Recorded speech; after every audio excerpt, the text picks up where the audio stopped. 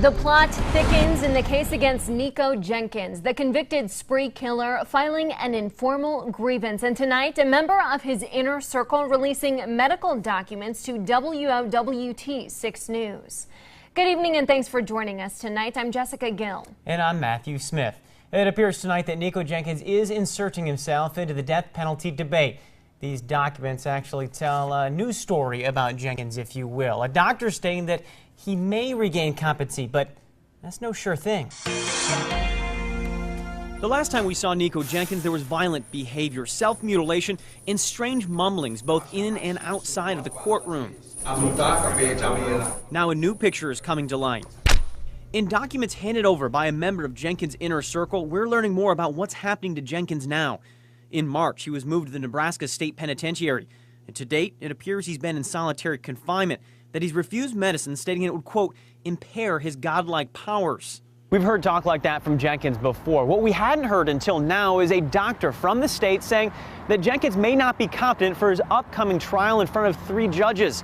That panel of judges would ultimately determine whether he gets life in prison or the death penalty. We'll be requesting the maximum sentence. Whether the county attorney can do that may be brought into question. Among the documents WOWT 6 News obtained is a psychiatric diagnosis reevaluation of Jenkins. It explains a number of things about Jenkins' current thinking.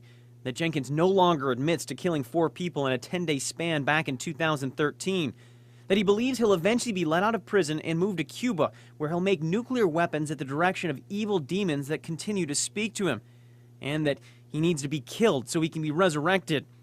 All of those things and many more outlined led to this conclusion from Dr. Bruce Gutnick. Quote, Mr. Jenkins is not now competent to stand trial. He also adds, with a reasonable degree of medical certainty, Mr. Jenkins will not likely regain competence in the foreseeable future without treatment. It is important to note that Gutnick says it may be possible for Jenkins to regain his competency in a hospital setting, but isolation will only make him deteriorate further. Now, in another letter that we got from the Nebraska Department of Corrections, the director says that Jenkins needs to take his prescribed medications and then tells him to follow a behavioral plan that has already been assigned to him.